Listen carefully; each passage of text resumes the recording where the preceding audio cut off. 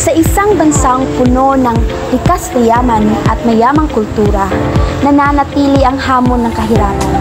Maraming Pilipino ang nakararanas ng gutom, kawalan ng edukasyon at kakulangan ng pangunahing pangangailangan.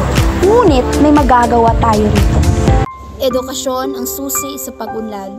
Ngunit paano makakapag-aral ang mga kabataan kung kulang ang suporta at kagamitan?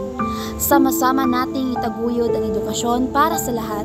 Magtulungan tayo para maabot ng bawat bata ang kanilang mga pangarap.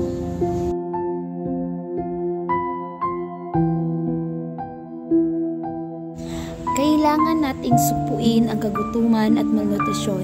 Sa pamamagitan ng feeding programs at sustainable farming, maitataguyod natin ang food security para sa bawat pamilya. Lahat ay may karapatang magkaroon ng disenteng tirahan.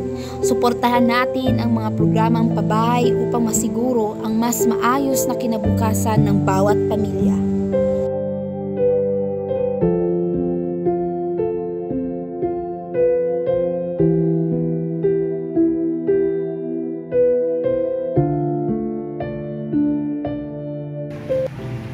Isang bayan, isang layunin, sama-samang bumangon mula sa kahirapan, magkaisa, kumilos at magbigay ng pag-asa.